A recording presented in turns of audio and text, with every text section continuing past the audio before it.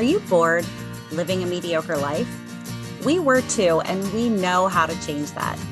Each week, we'll leave our comfort zones to explore a new topic, then step onto our soapboxes, a safe space to sound off on our latest adventure. Come explore with us. All opinions are welcome. This is a mindset. This is a lifestyle. This is Siren Soapbox.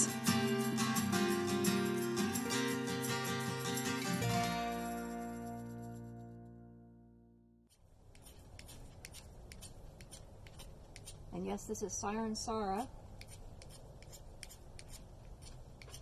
a long ago firefighter playing with fire, basically.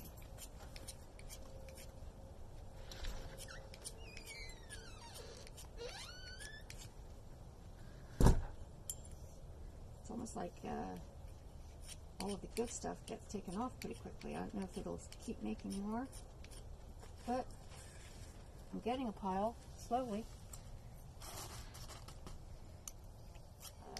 Filings here from my flint, and a nice little pile, close enough and all together enough so that they will burst into flames. So fast forward to learning a couple of things. The knife is much better than the tool that came with this, and I'm actually, it's set to do it at 90 degrees, but if you actually go like that, it seems like I'm not as strong as some people doing this. But you can see my little pile. You see my little pile here? Got a lot there.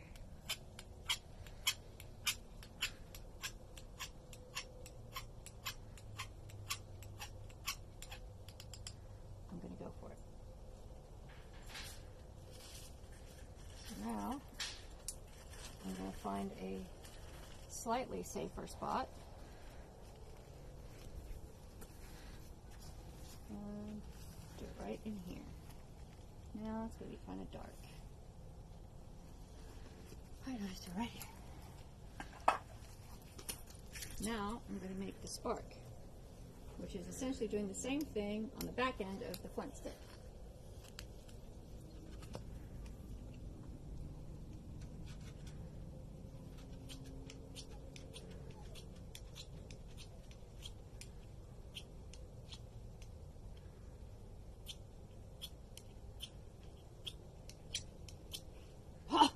Did you see that?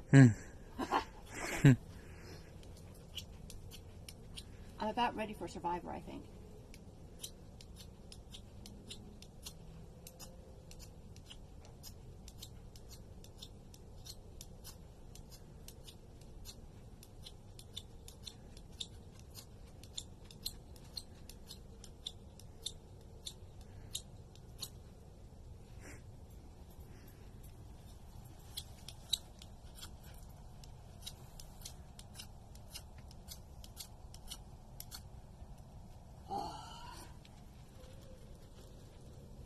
Fire. Now, clearly, I don't have it all set up to have a long-lasting fire, but I just made a fire. If I had all of my little pieces in there,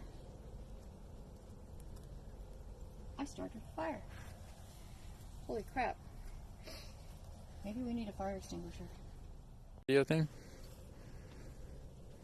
Look at my fire.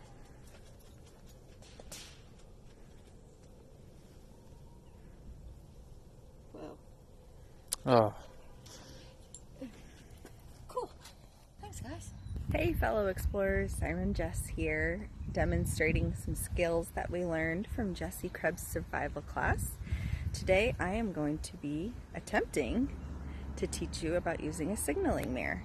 Now they do make actual signaling mirrors with holes in the middle of them to help you center on the sun, but if you don't have that, you can use, I just have a mirror from Compact, or you can use even your phone, because let's be honest, we all have our cell phones on us pretty much all the time.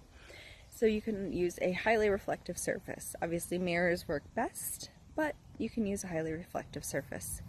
So your first step that you want to do is you want to position your mirror as close to your eye as possible, and then look at the sun. This will help you know exactly where the mirror is pointing. Once you've done that, you want to find your reflection and focus it on 2 fingers, making a peace sign. So I'm going to flip the camera around and we're going to try that. Hey fellow explorers, so yesterday when I went to flip my camera around, at the same time I lost the sun. So I wasn't able to demonstrate yesterday, but we've kind of got some in and out sun today, so I'm going to try to demonstrate. But basically, once we aim the mirror, we want to shine the reflection at the V in our fingers. So that way we know exactly where it's pointing, and then if we have to extend our hand, as long as that light is pointing in the V of our fingers, whatever we line it up with in the V of our fingers is what we're signaling to. So going to try to catch the sun here and see if we can do some demonstrations.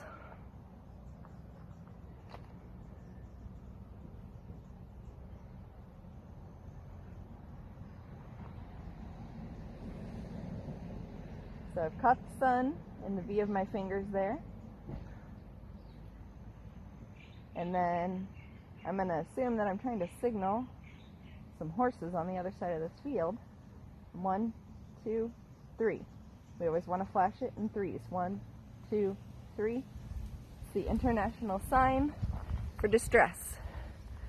So, brings up an important point of you need a clear sunny day to make sure that you can do this. And it's the rainy season here in Kauai, so it's kind of in and out sun, but we caught a little bit there so I could do the demonstration. So hopefully you've all learned a little bit. And until next time, dive in, stay curious, and be happy. Thanks, explorers. Hey everyone, Siren TC here, and I'm going to teach you how to whistle with your fingers.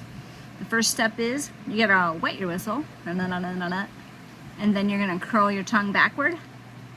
Put your fingers against the back of your tongue, push it forward, wrap your lips around it, and blow, like this.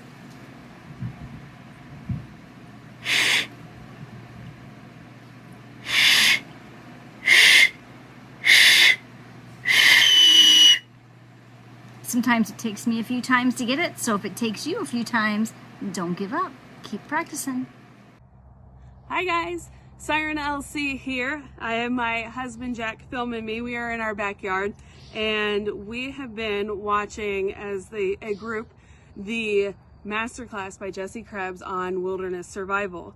One of the tools that she talks about is the ferro rod, and this is the first time that I'm using it. And we've got a little camp stove here. It's got some pellets in it. Some of them are soaked in some camp fuel. Not what you're gonna have out in the wild, but this is practice. And Jessie talks a lot about angles and practicing with that. So we're gonna try that right now. See if we can light this thing. Oh! I think, yep, we have a fire, guys.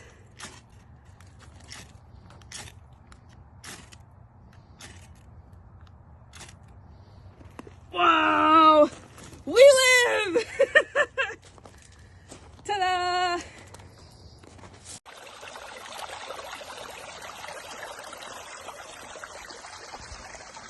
Hello fellow explorers, Siren LC here. I am in beautiful Smoky Mountains, Gatlinburg, hiking with my family. We're doing a day hike, and according to Jessie Krebs, that is the most dangerous time to be out in the wilderness because people are the least prepared for those. So we are very prepared after taking that master class on wilderness survival. We let somebody know where we were and when to expect us back, so that if there is a true emergency, people know to call for help.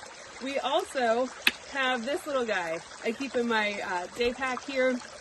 Weighs about 1.5 pounds and has everything that we need that Jessie talked about during the master class. So I have this metal container here. I can fill it up with water and boil it for water purification. I also have water purification tabs. We can cook in this bad boy if we need to. We have some rope. We have matches. We also have everything you need to start a fire. We have an emergency blanket. We have a mirror for signaling, and we also have an emergency bivvy in here so we can make a tent if we need to spend the night. We also have a whistle and a couple other things like fishing hooks and small things that fit in here. Everything you need in an emergency situation to survive in the wilderness. So we're going to go enjoy the rest of our hike. Until next time, dive in, stay curious, and be happy. Hi, fellow explorers. I am going to show you how to tie 3 different knots. We're going to do the slip loop, we're going to do the running loop, and then we're going to do the hitch. But first, let's talk about the line and the different parts of the line. This end here is called the tail. This is the working end of the line. The rest of this is the body. You can see it's attached to my bundle at the end here. And when we talk about taking a bite of the line, that's just going to be like a little piece of the line. We're going to make a little tiny loop, and we're going to take either a bite of our tail or we'll take a bite of the body, depending on which knot we're tying. So let's get started with the slip loop. The slip loop, you're going to start with your working end or the tail end, and we are going to make a loop overhand. We're going to go over the body. So from my perspective, it looks like this. I'll turn that around so you can see it. It'd be overhand facing you. So you take your tail, go over the body, and then we're going to take just a bite of the tail here and pull it through that loop and pull it nice and tight. Now, you can see that by pulling on the tail, I can make this loop bigger or smaller for attaching it to things. And like any good knot, I should just be able to give it a little tug and it comes undone. The next knot we're going to do is the running loop. And the running loop is the opposite of the slip loop. So this time we're going to take our tail, we're going to make a loop, but we're going to go under the body. So this way, from my perspective. So when you're looking at it, it's going to go under the body of the rope or the line. Then we're going to go through the loop and take a bite of the body this time. And we're going to pull the loop to make it nice and tight. Now this one is different because when we pull on the tail, the loop doesn't get any bigger. But we can run the knot up and down the body of the line and make it bigger or smaller. And again, we should be able to just bink, untie it. Last knot we're going to talk about is the hitch. Now, the hitch is a knot that you'll use if you're going to hang a line to hang clothes on or to hang your shelter. So you're going to start with your working end or your tail again, and we're going to just wrap that around your tree or your post or your leg, whatever you have to work with. And we're going to take the tail and we're going to run it under the body and back over, creating this loop here. Then we're going to take a bite of the tail, take it under our line there, and pull it up through that loop. Pull it out so it's nice and tight. There we go. Got a nice and tight knot.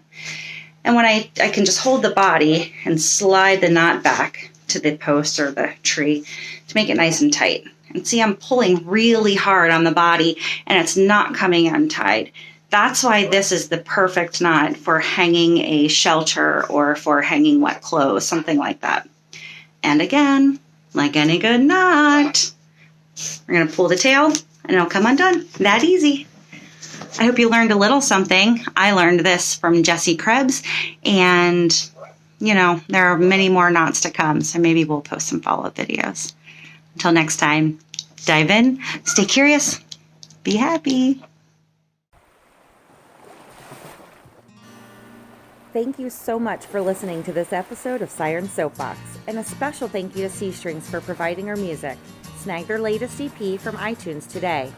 Follow the Sirens on all the social medias, and don't forget to tell your friends about us. Like and subscribe wherever you listen to your podcasts. We'll catch you next time on another episode of Siren Soapbox.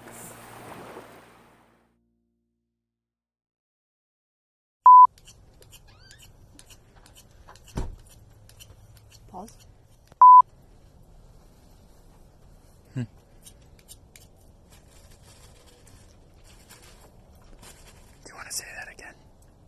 trying to get all of my It's a Stanley cup.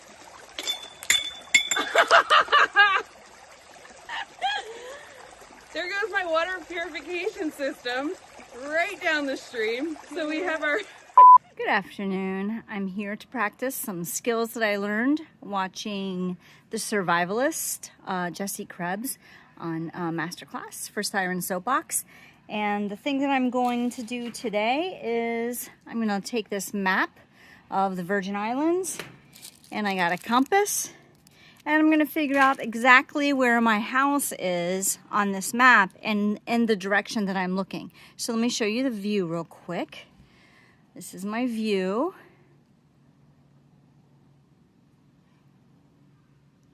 And I'm going to find where that view is on this map.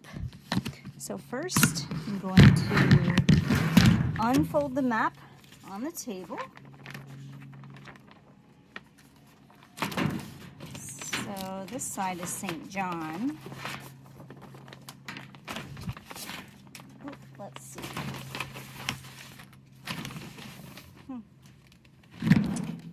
The whole thing is St. John, so I'm not really gonna do what I thought I was gonna do.